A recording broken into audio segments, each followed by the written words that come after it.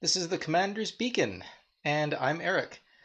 And we're here to talk about some unconventional ways to build your commander deck, kind of like using Roman numerals for numbered lists. Why do we still do that? Is it still intellectually superior to learn Latin? Anyways, Commander Legends just introduced a bunch of new partner commanders, and so the available combinations are pretty staggering. So today I want to go through 10 kind of unique options that you might consider with these partner commanders for your next commander deck.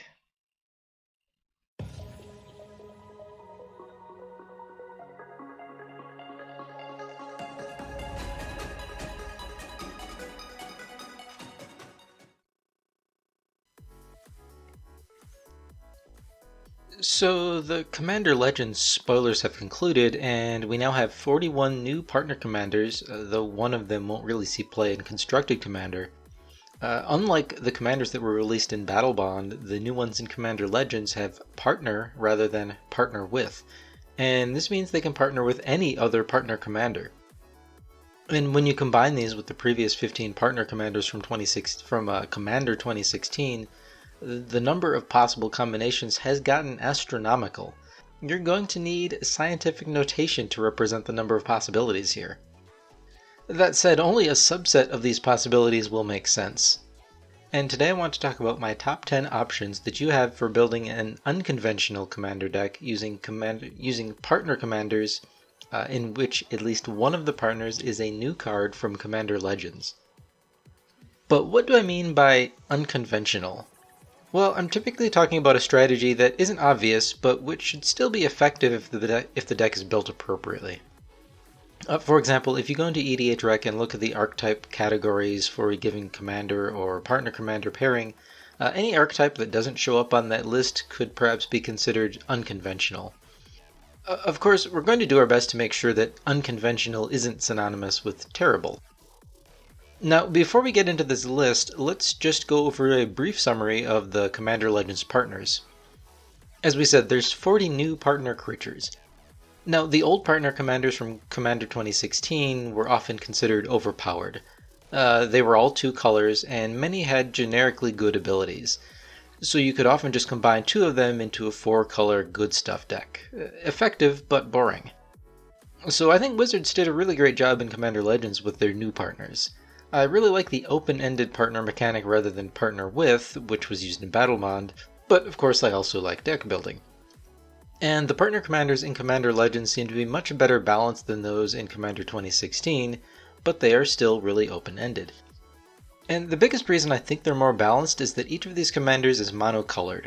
So if you combine two partners from Commander Legends, you'll end up with, at most, a 2-color deck, and if you combine a Commander Legends partner with a Commander 2016 partner, you'll end up with, at most, a 3-color deck.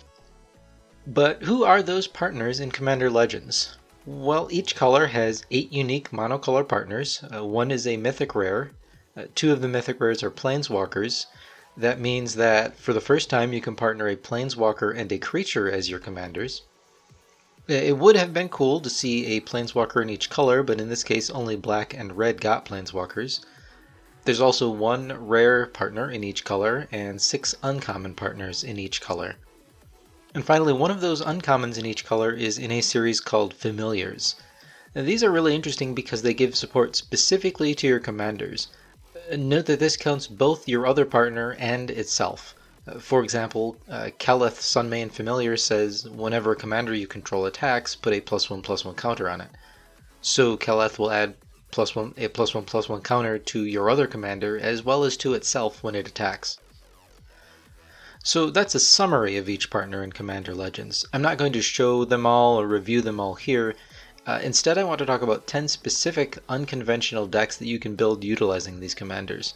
So I'll be giving you 10 partner pairs, or 20 partners in total, with some concepts for a deck that you can build for each pair. And again, my only requirement for this list is that at least one of the partners is new in Commander Legends. The other partner can be new, or it can be a reprint that was initially released in Commander 2016.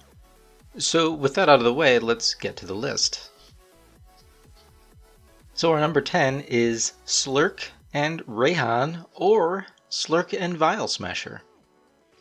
Slurrk All Ingesting is a 0/0 ooze that costs 5 and a green. It enters the battlefield with 5 +1/+1 counters, and it also has whenever Slurrk or another creature you control dies, if it had a +1/+1 counter on it, put a +1/+1 counter on each creature you control that has a +1/+1 counter on it. Reyhan, Last of the Abzan, is a 0/0 human warrior that costs 1 and a black and a green. Reyhan enters the battlefield with 3 +1/+1 counters, and it has whenever a creature you control dies or is put into the command zone, if it had 1 or more +1/+1 counters on it, you may put that many +1/+1 counters on target creature. So the Ooze tribe is a fairly obscure tribe, and it's mostly green with a little bit of black and a sprinkling of red. The Ooze tribe has never really had a commander that cares about the tribe, and Slurrk, well, it still doesn't. But Slurrk is still probably the best we've got. And the tribe did get a little bit of supporting commander legends, and by a little bit, I mean 1 card. Bio-Waste Blob is a 0/0 ooze for 2 and 2 green that gives all of your oozes +1/+1. It also has, at the beginning of your upkeep, if you control a commander, create a token that's a copy of Bio-Waste Blob. Now, as far as I'm aware, there are literally 0 other cards that support the Ooze tribe specifically. That said, Slurrk does an okay job here. While it doesn't care about oozes specifically, it does care about +1/+1 counters. And of the 34 oozes in Magic, note I'm not counting changelings, 15 of them get +1/+1 counters. 16 if you count Slurrk, I guess. So this is really a +1/+1 counters deck that happens to play with oozes. Let's be fair here. There are much stronger ways to play +1/+1 counters matter, even with these 2 partner commanders. But if you want to play Ooze Tribal, this is probably the best way to do it. Now, both Slurrk and Reyhan require that your creatures with +1/+1 counters die in order to put those counters on your other creatures. But you won't have bucket loads of oozes waiting around to be sacrificed. There's 2 general ways that you can get the sacrifice fodder to pump out your +1/+1 counters. First, you can use Graveyard Recursion. Since we're running black, we'll have sufficient access to these. You might also consider a small package of token producers and other +1/+1 counter distributors. Renata, Called to the Hunt, gives each creature you control a +1/+1 counter when it enters the battlefield, and Ooze Flux lets you remove that counter to create a 1/1 ooze. But because of Renata, that ooze also enters with another +1/+1 counter, which you can remove to make another ooze. Now this alone won't let us do too much, but if you have any other +1/+1 counter supplementer, such as Hardened Scales or Winding Constrictor, you will have at least 1 +1/+1 counter remaining on those ooze tokens, so they can be sacrificed to buff the rest of your team. But this is turning into a 4 or 5 piece combo, which we can't really rely on. Now, another option you have is to substitute Reyhan for a partner which includes both red and black, or more particularly because only 1 such partner exists, Vial Smasher the Fierce. Vial Smasher is a 2/3 goblin that costs 1 black-red. It has, whenever you cast your first spell each turn, choose an opponent at random. Vial Smasher the Fierce deals damage equal to that spell's converted mana cost to that player, or a planeswalker that player controls. But we're really just playing Vial Smasher to add red and black to our color identity. Now, not only does adding red give you access to 3 more unplayably bad oozes, it also gives you access to copy effects. Molten Echoes lets you choose a creature type. Let's pick ooze. When an ooze enters the battlefield under your control, you get a token copy of it. You exile that token at the end of the turn. But if you had a sacrifice outlet, and if that ooze had +1/+1 counters, for example Predator Ooze, you can sacrifice the token to buff the rest of your team with Slurrk.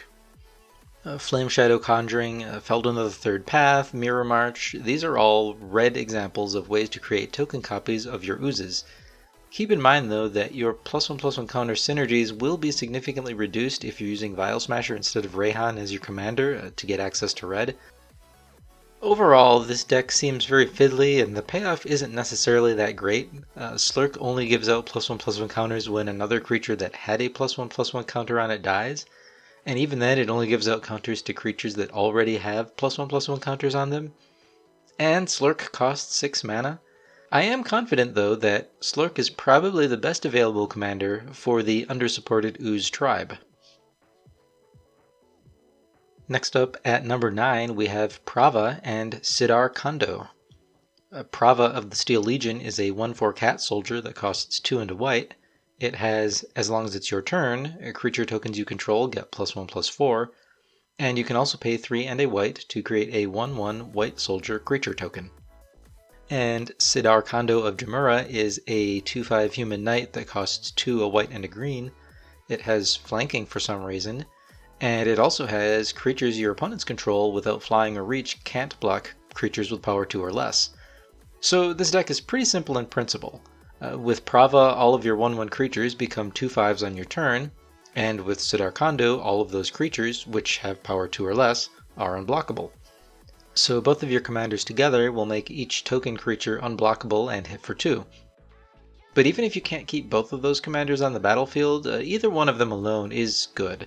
Prava will double all of your 1/1 tokens to 2 power, or Sidar Kondo will at least make sure that they can get in for combat damage. And here we purely want quantity. We want as many 1/1 tokens we can get for as little resources as possible. Anointed Procession is an obvious fit here. And you can pick any other white token generating cards you want. It doesn't really matter. Soldier tokens, cat tokens, Thopters, any kind of token really. It doesn't matter too much with this strategy. And Prava also works amazingly with anything that turns toughness into damage. Play Huatli Sun's Heart, and Prava and Sidar Kondo will work together to make your 1/1 tokens hit for 5 unblockable damage each. And there's a few other cards with this effect, see Belligerent Brontodon or Assault Formation for example. Now, while this is a unique take on a token strategy, you'll run into typical Selesnya problems here. You'll need to establish a big board presence to win, and any board wipe will necessarily be a pretty big setback. And you'll also be exceedingly reliant on the combat step in order to win, so cards like Constant Mists and Ghostly Prison will absolutely shut down this strategy. Fortunately, you do have some advantage over other token strategies. First, you have the best possible form of evasion in your command zone, so there's no need for overrun effects to give your team trample for the win. And because Sidar Kondo's evasion caps out at 2 power, you probably won't any or many anthems in this deck. So the deck slots you save by eliminating anthems and evasion can be spent on other things like more token generation, or card draw, or ramp, or removal. At number 8, we have Keskit and Ravos. Keskit the Flesh Sculptor is a 1/3 human artificer that costs 2 and a black. It has tap and sacrifice 3 other artifacts and/or creatures. Look at the top 3 cards of your library, put 2 of them into your hand and the other into your graveyard. Ravos Soul Tender is a 2/2 human cleric that costs 3 a white and a black. It has flying, and other creatures you control get +1/+1. It also has, at the beginning of your upkeep, you may return target creature card from your graveyard to your hand. Now, Keskit's activated ability is pretty costly, requiring you to sacrifice 3 other creatures or artifacts. So we really want to focus on creatures or artifacts that generate more creatures or artifacts. So if we focus on artifacts, we can use creatures like Mere Battlesphere, Weaponcraft Enthusiast, and Meresmith to create more tokens. And if we don't want to focus on artifacts, we can use cards like Endrixar, Tevesh Sat, and Sengir Autocrat to make lots of tokens to sacrifice. You can sacrifice these tokens to Keskit to draw cards, and Ravos helps you recover some of those token generators. We'll also want other ways to recover those non-token creatures from our graveyard to reuse again, and you can lean on either color for this function. Whisper Blood Liturgist can sacrifice 2 tokens to recover a token generating creature, hopefully one which generates more than 2 tokens for a net gain. Sun Titan can also recur a cheap creature to the battlefield every turn for as long as it survives. Scrap Trawler can recur an artifact whenever another non-token artifact you control is put into the graveyard, but in white and black there's plenty of graveyard recursion effects, both for creatures and artifacts, so you can really pick whatever fits your playstyle and your budget. But Keskit and Ravos are really just an engine. How do we actually win? Well, again, you can focus on artifacts or creatures with Keskit. If you're focusing on artifacts, your biggest win condition is probably Marionette Master, which deals damage equal to its power when an artifact is put into your graveyard from the battlefield. But other cards can also help out. Disciple of the Vault pings an opponent when an artifact dies, and Underhanded Designs can drain an opponent for 1 when an artifact enters the battlefield, but only if you pay 1 mana. Scuttling Doom Engine doesn't fuel Keskit, but it does blast a player for 6 each time it dies. Now, if you don't focus on artifacts, your win conditions are your standard Aristocrats fare, Blood Artist and Bastion of Remembrance and the like. Now, to be fair, many of those cards can also be used in an artifact-centric deck, since many of your artifact tokens will also be creatures. Now, Orzhov has about 2,500 different aristocrat strategies available to it. Keskit and Ravos is really just another variation of the same, but it does give you an optional artifact theme, which is really what I'm more interested in going for with this partner pairing. At number 7, let's talk about Alena and Livio. Alena, Kessig Trapper, is a 4/3 human scout that costs 4 and a red.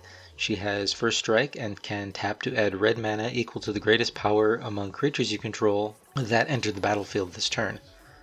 Livio, Oathsworn Sentinel, is a 2/2 human knight that costs 1 and a white. He has pay 1 and white, choose target creature. Its controller may exile it with an Aegis counter on it. He also has pay 2 and a white and tap him to return all exiled cards with Aegis counters on them to the battlefield under their owner's control. This deck is mostly built around Livio as a repeatable blink enabler. So for 2 mana you can exile a creature, then for 3 mana and tapping Livio you can return all creatures exiled with Livio to the battlefield. You'll also note that the way it's worded, the exiled creature gets an Aegis counter on it, and the ability to return those creatures just refers to any creature that has an Aegis counter on it. That means that even if Livio dies and you have to recast him, you can still recover all of the creatures that he's previously exiled.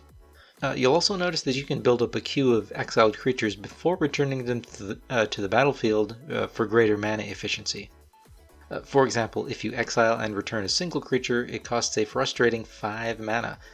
If you exile 2 creatures and then return both, it costs 7 mana or 3.5 per creature. 3 creatures, it costs 9 mana or 3 per creature. So now that we've invested 9 mana to blink 3 creatures, we've finally equaled the rate at which Eldrazi Displacer can blink a creature, that is 3 mana per creature. So yeah, as you can see, this deck is very mana hungry. So don't be afraid to use a lot of ramp and a lot of lands in this deck. Also note that this mana cost requires a bunch of white mana. So our deck will need to skew heavily towards white, and our mana ramp should also probably prioritize white sources instead of colorless mana. You should definitely also run Heartstone. This reduces the activated ability cost of creatures by 1 generic mana, so Livio's exile ability would just cost white, and his ability to return exiled creatures to the battlefield would cost 2 total mana, 1 and a white. But be aware that Heartstone will also help your opponent's creatures too. One cool thing about Livio is that the cost to exile a creature is fairly low at just 2 mana, and it doesn't require Livio to tap. This means that any creature can dodge targeted removal as long as you've got 2 mana and Livio on the battlefield. Now, there's tons of creatures with powerful enter the battlefield effects that we can abuse with Livio. You already know about Revelark and Karmic Guide.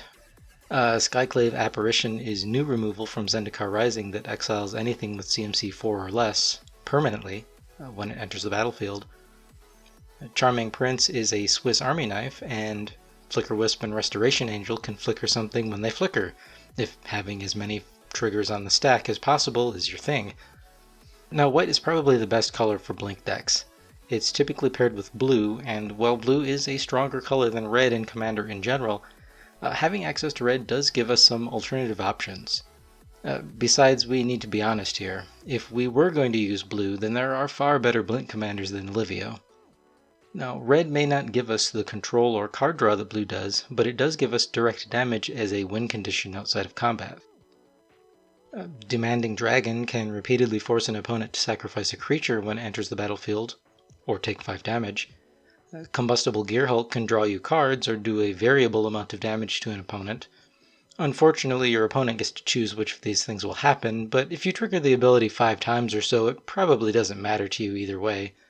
The new Emberwild Captain makes you the Monarch, and even if you lose the Monarch later, you can blink it in response to being attacked to get the Monarch again, and damage that opponent equal to the number of cards in their hand. And you don't have to rely solely on enter the battlefield effects either. For example, Glorybringer can be exerted as it attacks to deal 4 damage to a creature an opponent controls. Now, an exerted creature won't untap during its next untap step, but if you blink it, it'll return to the battlefield untapped. There's tons of creatures in Boros with useful enter the battlefield effects, so there's a lot of room to tailor this deck to your playstyle and, again, to your budget. Now let's talk about Alena. She isn't the star of this deck, but once your blink engine is going, she can ensure that you always have mana. Now if you don't have a creature to cast, you can just blink a creature during your turn with Livio, and then Alena can tap for red mana equal to that creature's power. Just be aware that this mana can't help you pay for the white in Livio's activated abilities, if you've got some way to untap Livio, for example.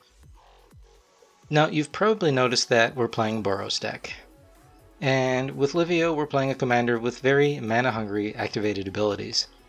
Given these things, you could consider running Zirda the Dawnwaker as a companion. Zirda the Dawnwaker is a 3/3 elemental fox that costs 1 and 2 Boros. To be used as a companion, it requires that each permanent card in your starting deck has an activated ability. It also says abilities you activate that aren't mana abilities cost 2 less to activate. This effect can't reduce the mana cost in those abilities to less than 1 mana. And you can pay 1 and tap Zirda so that target creature can't block this turn. Now, Zirda would be used here to make Livio's activated ability drastically more affordable. For example, remember that with Livio alone, you're paying 5, 7, or 9 mana to blink 1, 2, or 3 creatures, respectively. But with Zirda, Livio's cost is reduced to just 2 mana for a single creature, 3 mana for 2 creatures, or 5 mana to blink 3 creatures, and so on. Now, Zirda does supercharge Livio, but its companion restriction will also severely limit what you can play in your deck. Conjurer's Closet, Revel Arc, and Impact Tremors all enable or benefit from creatures entering the battlefield under your control, so they work well in blink decks. And there's tons of creatures with other powerful enters the battlefield effects, but which lack activated abilities, for example Sun Titan. And none of these cards can be played in your deck if you have Zirda as a companion. So I chose not to recommend Zirda as a companion for this build, but you could still consider trying it out if that's what you're really interested in. At number 6, we have Toggo and Silas Renn, and maybe Obosh as a companion. Toggo, Goblin Weaponsmith, is a 2/2 Goblin Artificer that costs 200 red, and it has Landfall. When a land enters the battlefield under your control, you create an artifact equipment token named Rock. With equipped creature has 1 tap and sacrifice Rock, this creature deals 2 damage to any target, and that Rock equips for 1. Silas Renn, Seeker Adept, is a 2/2 human that costs 1 a blue and a black.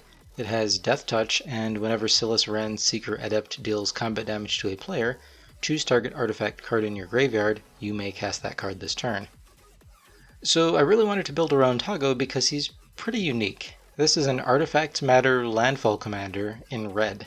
Every time a land enters the battlefield, you get an artifact equipment that can be redeemed for 2 damage to any target, at the cost of 2 mana and tapping a creature.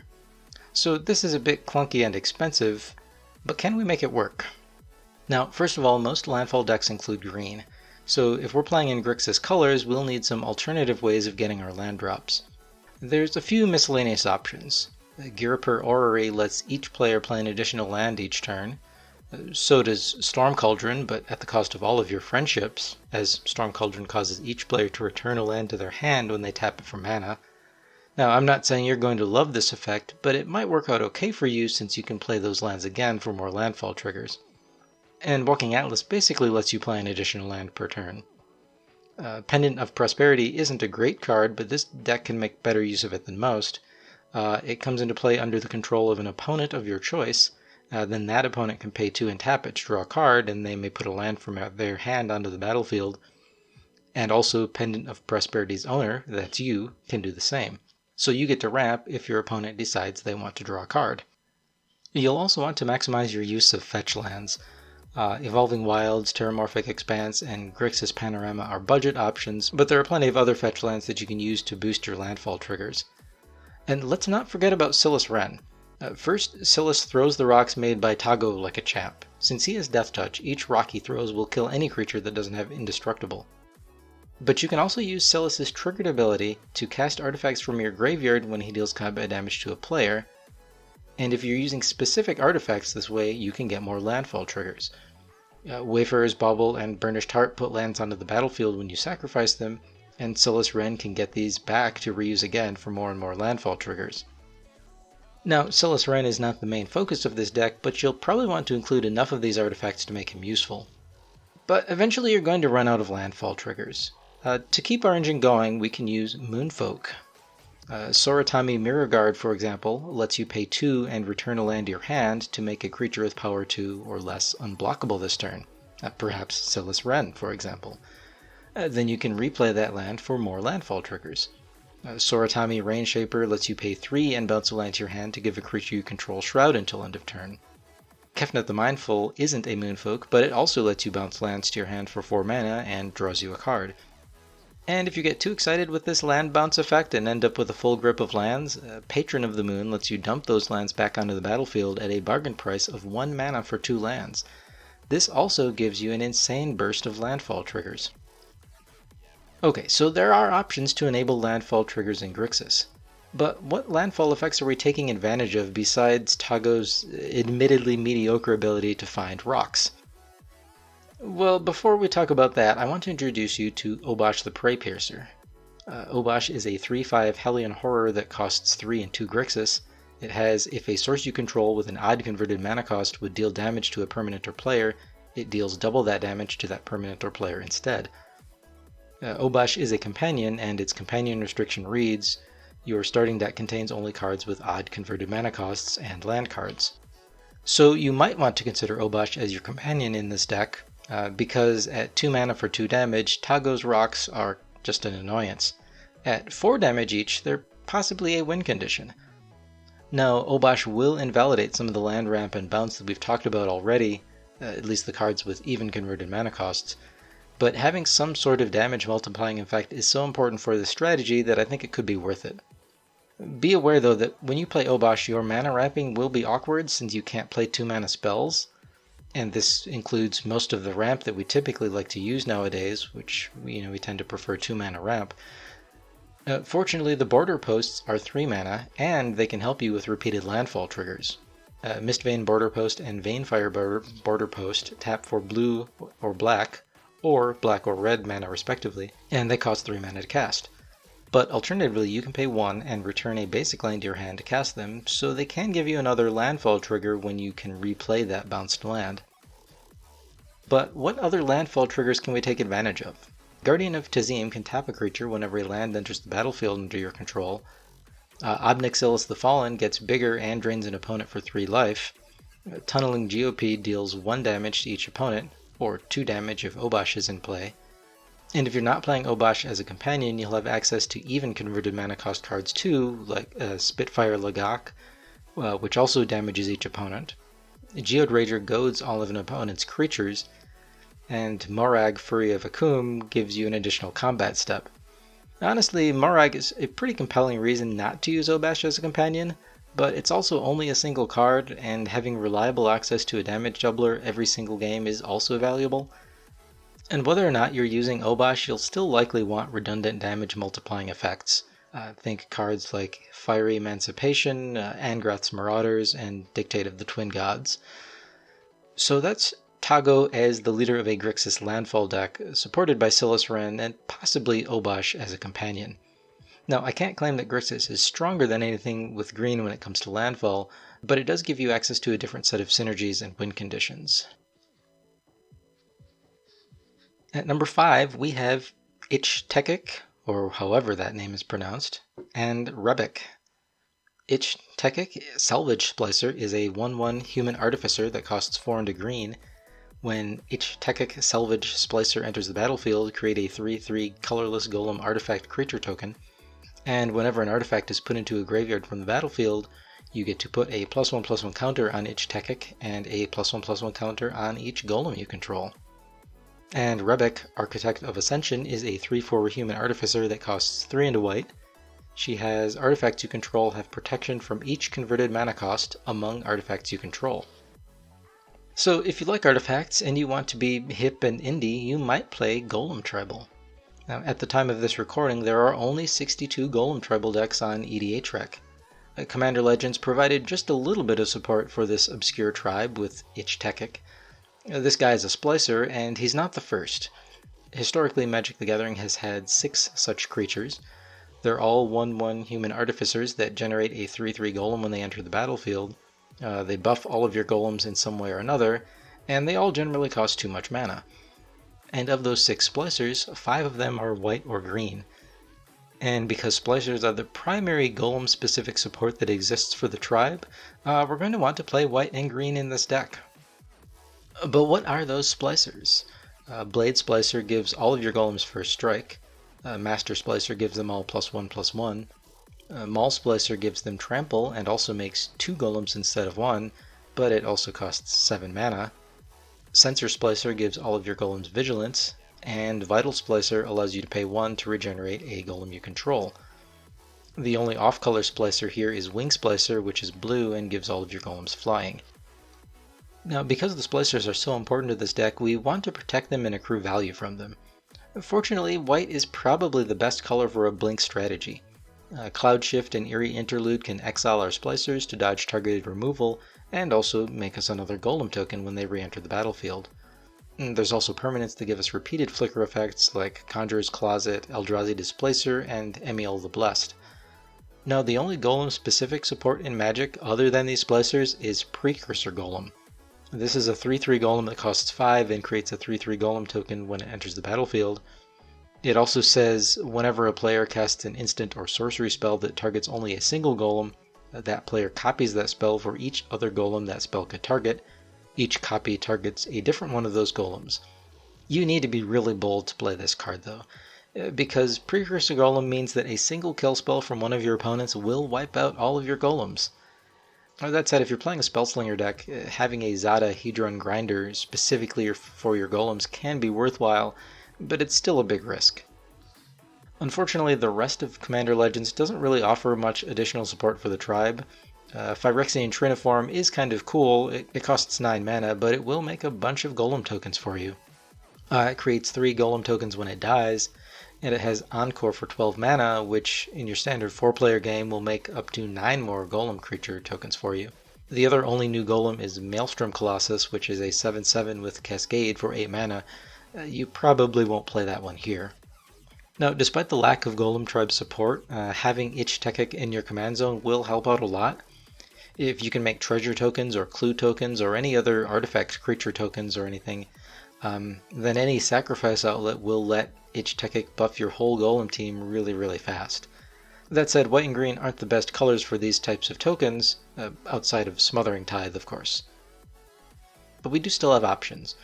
Animation module with Ich-Tekkik lets you create a servo token whenever you get a +1/+1 counter on anything.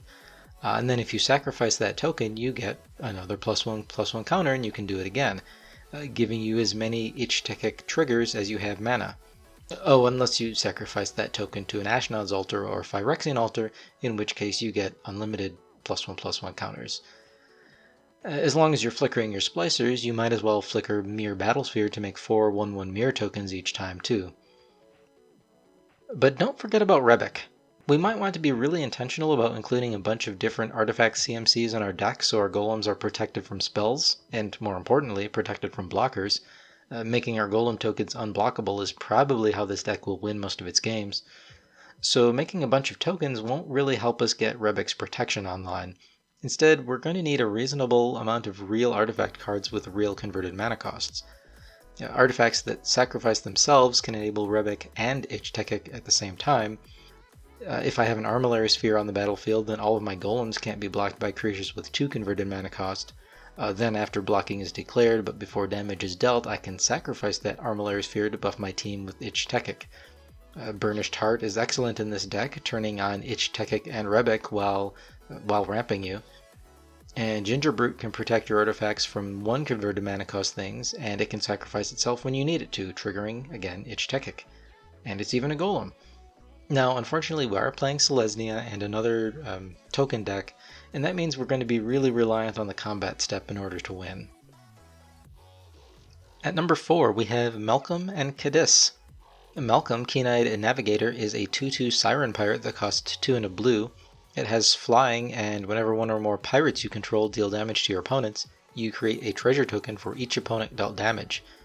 And Kediss, Emberclaw Familiar, is a 1/1 elemental lizard that costs 1 and a red. It has whenever a commander you control deals combat damage to an opponent, it deals that much damage to each other opponent. So Commander Legends saw a lot of pirate tribal support. There are 6 new legendary pirates in this set, though not all of them strictly support pirates. So there's several ways you can build a pirate tribal deck with the help of Commander Legends, and if you're going to use partners, I think Malcolm and Kediss is the most interesting way to go.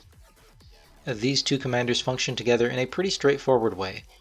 Malcolm creates a treasure token whenever one or more pirates you control deals damage to an opponent for each opponent dealt damage. This is a roundabout way of saying that if you hit an opponent with any number of pirates in combat, you get a treasure. If you hit 2 opponents, regardless of how many pirates you hit each opponent with, you get 2 treasures, and so on. And Kediss causes your commanders to deal damage to each other opponent when one opponent is dealt combat damage. Now notice that this extra damage isn't combat damage, but also notice that Malcolm doesn't care about combat damage, he only cares about damage. So pick whichever opponent can't block flyers, attack them with Malcolm, and then when you do combat damage, you get 3 treasure tokens, assuming you've got 3 opponents that is, when Kediss is in play. So this deck wants pirates because the more pirates you have, the more opponents you can damage if your plans get disrupted and Kediss isn't in play. But your commanders also primarily work together to create a large number of treasure tokens, again up to 3 each turn if you've got both commanders in play. So there's really 3 things that you need to balance in this deck, and I don't think you can afford to lean too heavily into any one of them at the expense of another. First, you'll want some pirates and some pirate synergies. The standard fare applies here, Pirates, Cutlass, Fell Flagship, and the new Merchant Raiders, for example. But if you search for pirates in Izzet colors, you can pick your favorites, there's plenty of options. Secondly, as long as you're generating treasures through your commanders, you may want to boost treasure production with other cards. Storm the Vault gives you a treasure whenever you deal combat damage to a player with a creature, and it transforms into Vault of Cataclan, which taps for blue mana equal to the number of artifacts you control. Note that counts treasure tokens. Hull Breacher and Impulsive Pilferer are new pirates that generate token treasures. Brass's Bounty is a well-known late-game drop that gives you treasures equal to the number of lands you control. And Inspiring Statuary doesn't create treasures, but it does let you tap your treasures for mana without sacrificing them. And with all the treasures you'll be generating, you need some payoffs. Consider X spells like Mass Manipulation and Comet Storm. Also, as long as you're making lots of treasures, you can consider alternative win conditions like Hellkite Tyrant and Mechanized Production. Finally, you can include a small number of equipment that help push more damage out with Malcolm. Fire Shrieker or Embercleave gives Malcolm Double Strike. This way you'll generate up to 6 treasure tokens when you deal combat damage if you have Kediss on the battlefield. Sword of Fire and Ice can work similarly. If you manage to get through for combat damage with Malcolm while wielding this, you get to shock any target for 2 damage. And if that target is a player, you'll get 3 more treasure tokens with Kediss. Prying Blade can also help you generate a single extra treasure token from combat. And remember, Malcolm triggers off of any damage, not just combat damage. So pinging an opponent with something like Viridian Longbow can also help you generate a treasure token, or again 3 if that longbow is on Malcolm and if you have Kediss. Now, finally note that this deck lacks black, so there are some pirate and treasure synergies that you'll have to give up. Revel in Riches is probably the biggest loss here, but there's also several powerful black pirates that you won't be able to play. Pitiless Plunderer, Admiral Beckett Brass, and Hostage Taker to name a few. Despite the absence of black, I still think Malcolm and Kediss is an effective way to build Pirates Tribal and Commander Legends. You can reliably cast both of your commanders by turn 3 and swing with Malcolm on turn 4. That means on turn 5 you could have 11 or more mana at the beginning of your post-combat main phase. And I think Malcolm and Kediss give you decent value without being really scary or oppressive, so they won't achieve kill on sight status with your opponents. Alright, we are on to our number 3 pairing, and that is Miara, Thorn of the Glade, and Kodama of the East Tree. Miara, Thorn of the Glade is a 1/2 elf that costs 1 and a black. It has whenever Miara, Thorn of the Glade or another elf you control dies, you may pay 1 and 1 life. If you do, draw a card. And Kodama of the East Tree is a 6/6 spirit that costs 4 and 2 green. It has reach, and whenever another permanent enters the battlefield under your control, if it wasn't put onto the battlefield with this ability, you may put a permanent card with equal or lesser converted mana cost from your hand onto the battlefield. So several tribes got some additional support in Commander Legends, including elves. And elves in this case made a really interesting venture into black. And in Commander Legends, black elves like to die. Take a look at Elvish Doomsayer, which causes an opponent to discard a card when it dies, or Exquisite Huntmaster, which creates an elf creature token when it dies. It also has Encore, a new mechanic in Commander Legends that lets you exile the card from your graveyard, in addition to paying its Encore cost, to put a token copy of it into play for each opponent you have. That copy attacks that opponent this turn if able, and is sacrificed at the end of the turn. So Exquisite Huntmaster can die once, and then you can exile it from your graveyard for its Encore cost, and if you have 3 opponents, it gets to die 3 more times. So black elves like to die, and Miara likes it when your elves die. Perfect fit. But why Kodama of the East Tree? Well, any elf tribal deck absolutely needs green. Now, Commander Legends does have a couple of green legendary creatures that are elves that have partner. Gilrana, Color of the Wirewood, is irrelevant here and just happens to be an elf. Numa Jaraga Chieftain does care about elves. He's a 2/2 elf warrior that costs 2 and a green and has, at the beginning of combat on your turn, you may pay XX. When you do, distribute X +1/+1 counters among any number of target elves. And Numa is also a trap, because Miara is all about elves dying, but Numa is all about elves staying on the battlefield and getting bigger. Even though they both center on elves, these two partners have really opposing strategies. Miara wants to build an Aristocrats elf deck, and since this is a new archetype for elves, this is the strategy I'd want to build around here. So my secondary partner is Kodama of the East Tree. Now, Kodama is a late game value engine here. Miara can keep your hand filled by drawing you cards when elves die, and Kodama can help you fill up the battlefield with those cards whenever you cast other permanent spells.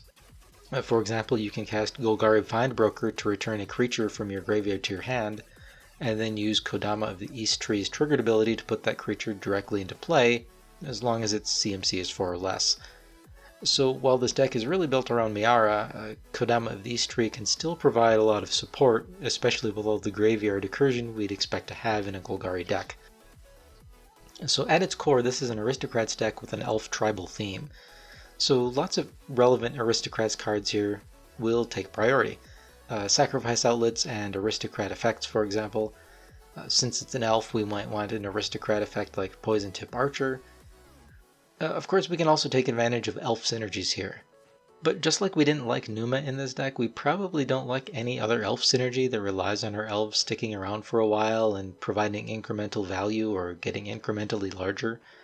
We'd prefer that our elves die for value, so cards like Immaculate Magistrate are not that useful here. Instead, we might like synergies like Kithkin Mourncaller. It's not an elf, but it draws us a card whenever an opponent blocks and kills one of our elves in combat. Rice the Exiled helps us gain life to make up for the life loss caused by Miara, and it's even a sacrifice outlet to help us draw cards with Miara. Well-Wisher can also help us recover that lost life. And finally, if your aristocrat strategies aren't draining your opponents out, traditional elves like Izuri Renegade Leader and a kicked Jaraga Warcaller can quickly make an army of 1/1s lethally big. Alright, coming in at our number 2 Commander Legends partner pairing, we need to talk about Ghost of Ramirez DiPietro and Ravos Soultender. Ghost of Ramirez DiPietro is a 2/3 Spirit Pirate that costs 2 and a blue. It can't be blocked by creatures with toughness 3 or greater. It has, whenever Ghost of Ramirez DiPietro deals combat damage to a player, choose up to one target card in a graveyard that was discarded or put there from a library this turn. Put that card into its owner's hand. Ravos Soultender is a 2/2 human cleric that costs 3, a white and a black. It has flying, and other creatures you control get +1/+1. It also has, at the beginning of your upkeep, you may return target creature card from your graveyard to your hand. Okay, so Dead Ramirez here has the weirdest recursion ability we've probably seen so far. It can return a card to any player's hand as long as that card was discarded or put into a graveyard this turn when Ramirez deals combat damage. Now you'll typically choose one of your cards to go to your hand, but you could do political things too to return an opponent's card to their hand. Now Ravos also returns a card to your hand each upkeep as long as that card is a creature. And together, Dead Ramirez and Ravos combine to give us excellent recursion for an Esper cycling deck. If you cycle a cast out before hitting an opponent with Dead Ramirez, you can return it back to your hand to either cycle it again or just cast it. You can also cycle a Curator of Mysteries now and get it back later with Ravos or Ramirez. Now, cycling made a big comeback into Magic with Ikoria and Commander 2020, and that Commander deck was in Jeska colors headed by Gavi Nest Warden. This Esper deck focuses more on cycling card recursion, more so than getting additional value from cycling like Gavi does. We also swap red for black.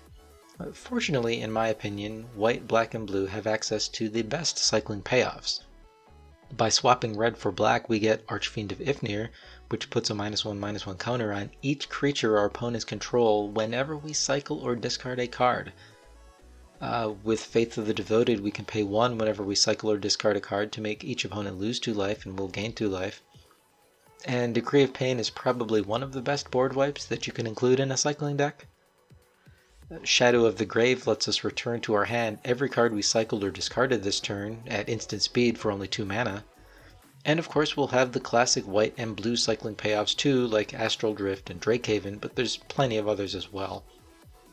And don't forget about Void Beckoner, Avian Oddity, and Splendor Mare. You can cycle these to put a permanent Death Touch, Flying, or Lifelink counter on a creature, and then use Dead Ramirez or Ravos to return them to your hand to use again.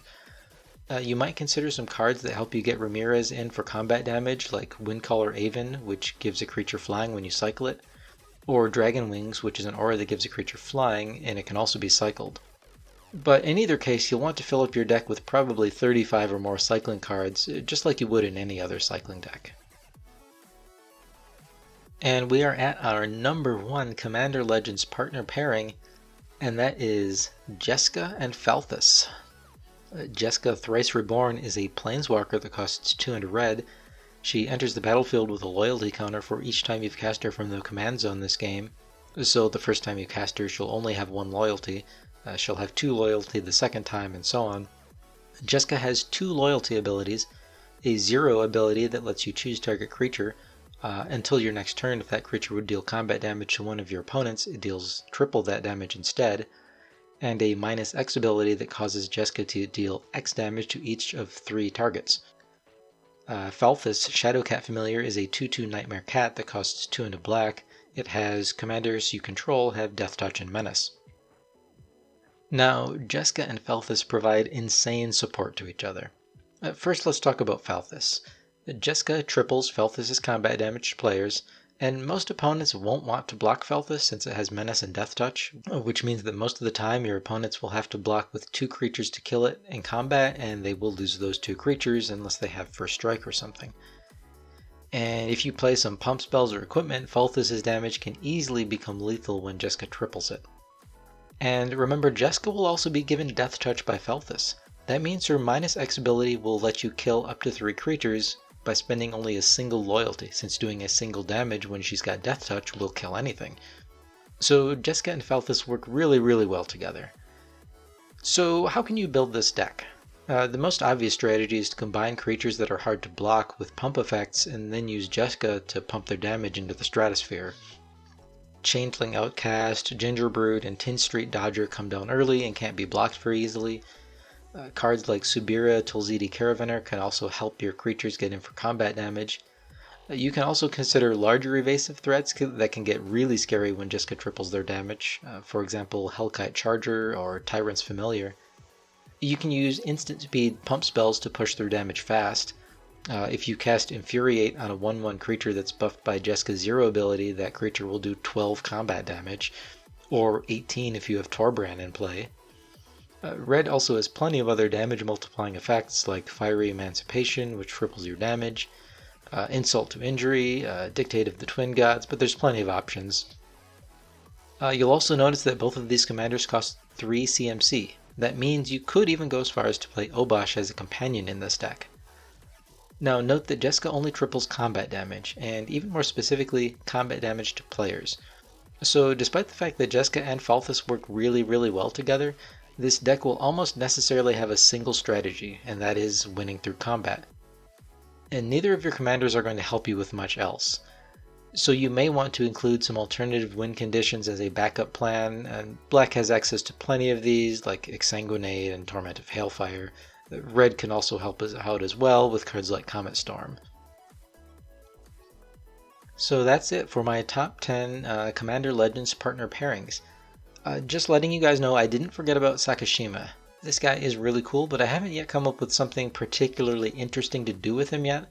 I'm pretty sure there are a few thousand such cool somethings that he can do, and if I come up with one that isn't widely promoted anywhere else, I'll be sure to talk about it more in the future. Anyways, Commander Legends gave us an impressively large collection of new partners, and I've been pleased that none of them appear as broken as some of the old partners from Commander 2016. But that is all I have for today.